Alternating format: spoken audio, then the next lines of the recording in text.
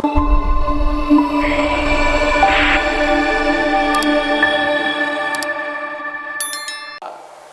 हम अपनी जीवन में मस्तिष्कीय क्षमता को डेवलप करते हैं, हम अपने जीवन में साधना, स्वाध्याय, संयम, सेवा, ये 4 चीज़ को इम्प्लीमेंट करने वाले युवा बन जाते हैं, तो हम सबके जीवन में जो प्रॉब्लम्स है, जो दिक्कत है, जो कठिनाइयाँ हैं, उससे हम अपने आप को कहीं दूर पाते हैं और अपने लक्ष्य की ओर सदैव अग्रसर रहते हैं।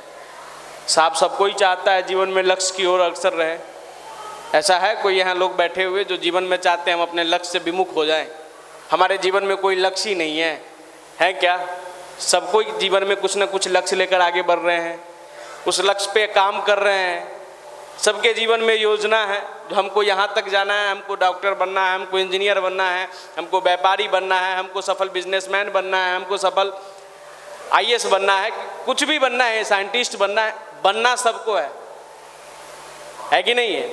लेकिन जीवन में क्या सब बन पाते हैं? क्या नहीं बन पाते हैं? क्यों नहीं बन पाते हैं? बहुत सारे जीवन में बहुत सारे लोगों को साधन नहीं मिल पाते हैं, और जिनको साधन भी मिल जाते हैं, उनके अंदर अपने आप को तमाम चीज़ों को साध नहीं पाते हैं, इसलिए नहीं बन पाते हैं। और हमें यही सिखाया जाता है, साधन और साधक दोनों अगर एक साथ मिलता है तो जीवन लक्ष्य की ओर अग्रसर होता है, उसके जीवन लक्ष्य में प्राप्ति हो जाती है जीवन में। और यही काम युवा प्रकोष्ठ सिखलाता है, जो साहब जीवन में जो तमाम समस्याओं का समाधान है वो आपके अंदर से कैसे निकलेगा, वो आपके जीवन में जो तमाम एनर्जी चाहिए, वो मोटिवेशन आपके अंदर से कैसे निकलेगा। इसी चीज़ के लिए तो यहाँ बुलाया जाता है, बैठाया जाता है प्रत्येक रविवार को। और विगत 29 वर्षों में युवा प्रकोष्ठ यही करते आ रहा है, जो युवाओं को जीवन में लक्ष्य की ओर सदैव अग्रसर कैसे रखा जाए। आजकल का एक आप देखेंगे युवाओं का डिमेरिट भी इसको कह सकते हैं, शॉर्टकट में ज़्यादा उलझ जाते हैं हम। आप उलझते हैं कि नहीं उलझते हैं? आप यूट्यूब पे वीडियो उठाइए, देखिए 5 से 10 मिनट में अपने पढ़ाई में मन कैसे लगाएं। बहुत सारे वीडियो आपको मिल जाएंगे। नींद को कैसे 5 मिनट में भगाएं, 2 मिनट में कैसे अपने आप को आलस से दूर करें। अरे साहब, बॉडी में एनर्जी नहीं है और आप पे नुस्खा बताया जा रहे हैं और उसको इम्प्लीमेंट करने की कोशिश कर रहे हैं, और यहाँ जो ओरिजिनलिटी बताया जा रहा है उसको अवॉइड करना चाह रहे हैं। आप कह रहे हैं भैया ये तो लंबा प्रोसेस है, ये आउटडेटेड मामला होगा। अरे नहीं साहब, कुछ तो ये भी कहने के लिए मिल जाते हैं, भैया ये जो है ना, ये आउटडेटेड मामला हो गया है, अब ओल्ड इज गोल्ड हो गया है, न्यू इज डायमंड हो गया है। डायमंड हो गया है, डायमंड को खाया जाता है। जीवन में साथियों, अगर हमें आपको सफलता चाहिए तो सफलता के लिए कोई शॉर्टकट फार्मूला नहीं बना है। अभी बहुत सारे एग्जाम का फॉर्म आ गया है। पिछले दिनों हम एक जगह बैठे हुए थे, एक युवा साथी आते हैं और वो कहते हैं जो उस व्यक्ति से, तो भैया एग्ज़ाम के फॉर्म में सुने हैं बहुत सारा काम शुरू हो गया है, हम पढ़ाई लिखाई सोच रहे हैं छोड़ के अपना सेटिंग वूटिंग पे ध्यान दे क्या?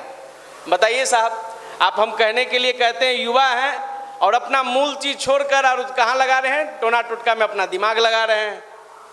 अपने उलझिएगा, 2-4 को लेके उलझा दीजिएगा। अरे साहब, हम आप कम से कम उस मुट्ठी भर युवा हैं जो अपने जीवन में ईमानदारी, अपने जीवन में पुरुषार्थ, अपने जीवन में श्रद्धा, अपने जीवन में विश्वास के बल पर अपने लक्ष्य की ओर अग्रसर रहने वाले युवा हैं। और फिर भी आप इस तरह की चीज़ों में अपने आप को उलझा देते हैं। वो इसलिए उलझाते हैं जो आपके जीवन में आपका जो विचार है वो कहीं न कहीं मिलावटी वाला हो गया है, थोड़ा इधर वाला और थोड़ा लॉज वाला हो गया है। लॉज के भैया फूंक दिए तो बस उधर फूंका गए, और इधर कभी थोड़ा सा अंदर से चार्ज कर दिया गया तो ये बाहर से तो बस हाँ इधर से थोड़ा सा चार्ज हुए। अरे साहब, एक विचार पे चलने वाला युवा हो सकता है, 2 विचार पे, 2 नाव पे चलने वाला युवा नहीं हो सकता। और 2 नाव पे चलने वाला का हश्र पता है ना, डूबना तय है। तो जीवन में जो लक्ष्य लेकर चले हैं उस पर अडिग विश्वास आपको होनी चाहिए, उसके लिए अटूट श्रद्धा आपके जीवन में होनी चाहिए, और उसके लिए अथक परिश्रम करने की चाहत आपके मन में होनी चाहिए। तब जाकर आपके जीवन में लक्ष्य आपको मिलेगा, आप अपने जीवन में शिखर तक जाओगे। इसके लिए कोई शॉर्टकट फार्मूला नहीं होता है। ईमानदारी पूर्वक 24 घंटा सुनियोजित तरीके से जो जीने की कोशिश करता है वही अपने जीवन में लक्ष्य की ओर जाता है। नहीं साहब, हम तो चाहते हैं जो इस उम्र है, बहुत दोस्त कहता है जो थोड़ा सा उम्र का भी मजा ले लो, मोबाइल का भी मजा ले लो, रात में थोड़ा चैट का भी, स्नैपचैट का भी, फेसबुक का नोटिफिकेशन का भी, मैसेंजर का भी, व्हाट्सअप का भी मजा ले लो, और थोड़ा सा युवा मंडल वाला विचार जो ध्यान वान कहता है वो भी कर लो। अरे साहब, फिर कहाँ, उधर भी इधर भी, एक तरफ डिसाइड करिए ना, लेना है लीजिए मजा, वही वाला रील वाला मजा लीजिए, फिर रियल लाइफ का मजा भूल जाइए। रील और रियल लाइफ में बहुत अंतर होता है। फिल्म में देखें, रियल लाइफ में देखते हैं हीरो जब मारता है तो जो वहाँ का विलेन होता है वो 3-4 फीट एकदम ऊपर उड़ जाता है। ऐसा रियल लाइफ में कभी होता है क्या? कोई व्यक्ति किसी को मारता है 3-4 फीट ऊपर उड़ता है क्या? नहीं उड़ता है। रियल लाइफ और रियल लाइफ बिल्कुल अलग होता है, ये हमें आपको समझने की आवश्यकता है। तो आपको तय करना है जो रील वाला लाइफ पे अपने आप को लेकर चलना है, 1-1.5 मिनट में सारा खेल समाप्त कर लेना है, या लंबा चलना है रियल वाला लाइफ में जो वास्तविकता के साथ जीवन को आगे बढ़ाना है। और जो जीवन में वास्तविकता के साथ, रियल वाले चीज़ों के साथ चलेगा, उसके जीवन में आनंद मिलते चला जाएगा। उसके लक्ष्य में जो संघर्ष आएंगे, उस संघर्ष से लड़ने की ताकत उसके अंदर डेवलप होते चले जाएगा। और यही कला आपको यहाँ सिखाई जाती है। जो साहब अपने आप को रियलिस्टिक बनाने का जो पहला सूत्र है, पहला फार्मूला है, वो मेडिटेशन है। वो मेडिटेशन है, वो ध्यान है।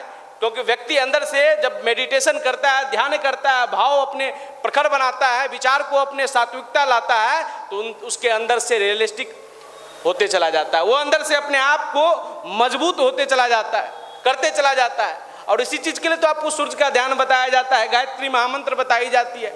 जो साहब अपने आप को सदैव रियलिस्टिक की तौर पर सोचे और रियलिस्टिक तौर पर खड़ा करने की कोशिश करे। नहीं साहब नहीं, ये तो पुराने ज़माने के ख्यालात है। अब यही उस समय सोचे करते हमारे आइकॉन, यूथ के सबसे बड़े आइकॉन स्वामी विवेकानंद। आप सबको पता है एक घटना, जब धर्मसभा शिकागो में उनको संबोधन करने के लिए वहाँ पहुँचे तो उनको भी बहुत सारे लोग कमेंट, बहुत सारे भाई कहते हैं भैया हमको तो लॉज में भैया लोग कमेंट कर देते हैं ना, तो उससे थोड़ा सा डिमोटिवेट हो जाते हैं, हतोत्साहित हो जाते हैं, तो हम थोड़ा सा ध्यानवान में कन्नी काट लेते हैं।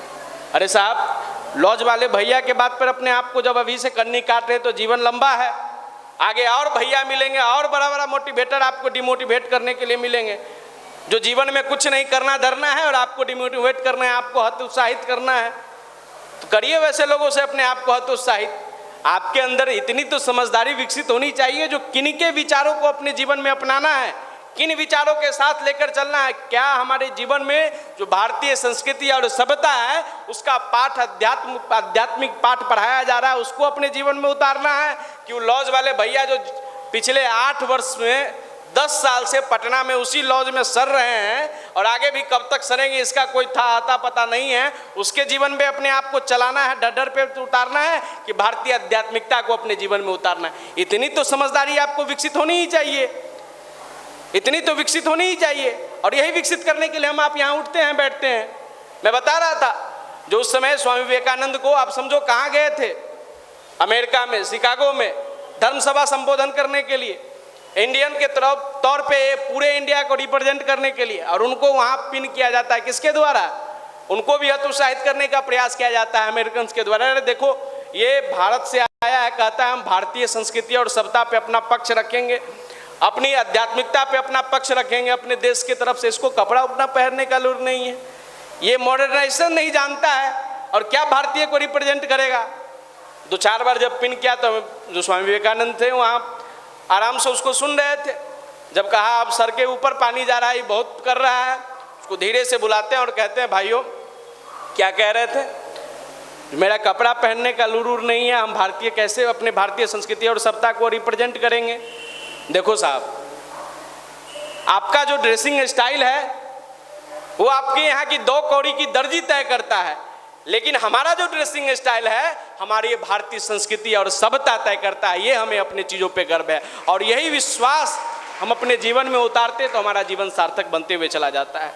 आप एक मूवी देखे होंगे बहुत सारे लोग, वो केसरी मूवी देखे हैं कि नहीं? देखे हैं, बहुत सारे युवा देखे होंगे, नहीं देखे हैं तो देख लीजिएगा एक बार, अच्छा मूवी है। केसरी मूवी में एक लाइन अक्षय कुमार बोलता है, जो मारना है तो तुमको हमें मार लो, काटना है तो काट दो, लेकिन पग को हाथ मत लगाना। पग में हमारी प्राण बसती है, हमारी प्रतिष्ठा बसती है।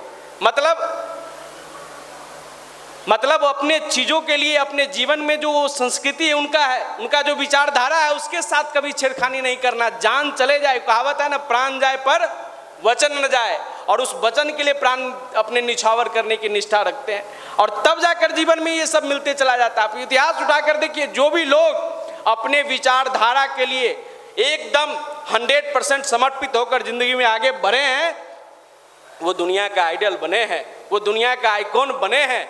और हम आप 2 मिनट में दल बदलू हो जाते हैं। इधर से थोड़ा सा रस मिला, इधर लुढ़क गए, इधर से भैया के द्वारा रस मिल गया, थोड़ा सा लॉज वाले भैया के, उधर लुढ़क गए। लुढ़कने से काम नहीं चलेगा साहब। अपने आप को मजबूती के साथ, अपने विचार के साथ खड़ा होकर अपने जीवन लक्ष्य की ओर चलने वाला ही युवा कहलाता है वो। और जीवन में इतना समझो साहब, हतोत्साहित नहीं होना है। जीवन में इतना समझो, जो जिस लोगों की आपसे बैठने के साथ आपके साथ बैठने की हैसियत नहीं होती है ना, जो आपको सीधे टकरा नहीं सकता है ना, वो समझता है जो इससे सीधे बात करेंगे हमको तुरंत पलट देगा, वही लोग आपको पीठ पीछे शिकायत करते हैं, निंदा करते हैं, शिकायत बतिया। उससे घबराने की जरूरत नहीं है। उनसे एक ही बात कहिए, साहब आप अपना जलना बरकरार रखो, हम अपना जलवा बरकरार रखते हैं, और इसी बात पे जीवन को आगे बढ़ाइए।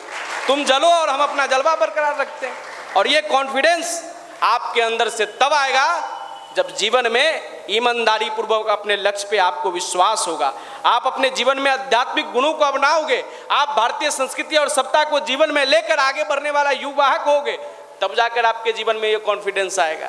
इस चीज़ के लिए आपको ध्यान बताया जाता है, स्वाध्याय बताया जाता है, आपको दूसरा यहाँ से बार बार बताया जाता है, साहब आप साधक के साथ साथ अपने जीवन में स्वाध्यायशील भी बनिए। स्वाध्यायशील इसलिए जो जब आप अच्छे पुस्तकों का स्वाध्याय करेंगे तो आपको पता चलेगा जो हमारे अंदर क्या खामियां हैं जिस पे काम करने की आवश्यकता है, और क्या खूबियां हैं जिसको लेकर जीवन में बढ़ने की आवश्यकता है। कभी कभी आप अखंड ज्योति पढ़ेंगे या पूज्य गुरुदेव का कोई भी साहित्य पढ़ेंगे, आपको लगेगा जो ये पेज जो है हमारे लिए ही बिल्कुल लिखा गया है, इसमें सारा हमारा प्रॉब्लम्स का समाधान हमको मिल रहा है। और उस समय जो आपके अंदर से ऊर्जा आएगी वो अद्भुत, वो अविश्वसनीय आएगी आपके जीवन में। इस चीज़ के लिए आपको स्वाध्याय बताया जाता है, जो आपके अंदर स्वतः 24 घंटा मोटिवेशन, अच्छा एनर्जी आपके जीवन में मिलता रहे।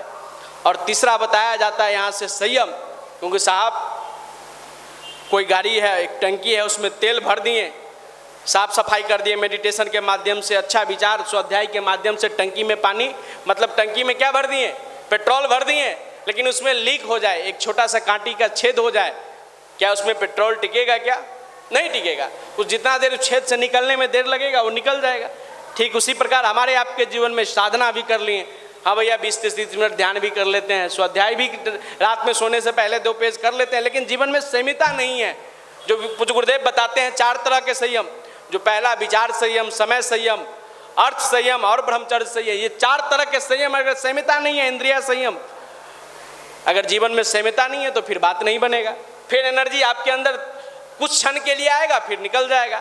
इसीलिए आपको संयमिता अपनाने की आवश्यकता है। और चौथा पूज्य गुरुदेव कहते थे, बेटा ये 3 जिस व्यक्ति के अंदर आता है उसके लिए सेवा भावना, जिस भी कार्य को करें अपने जीवन में सेवा भाव के साथ करें। देखिए कितना बेहतरीन रिजल्ट मिलता है आपके जीवन में, बशर्ते तमाम चीज़ों को जीवन में लागू करने से हमारा जीवन बनता है। साथियों, इस तमाम चीज़ों को अपने जीवन में ईमानदारी पूर्वक पुरुषार्थ करने से हमारा जीवन बनता है, शॉर्टकट चलने से हमारा जीवन नहीं बनता है। और ये तमाम चीज़ हम अपने जीवन में करेंगे, हमारा जीवन सार्थक बनते हुए चला जाएगा।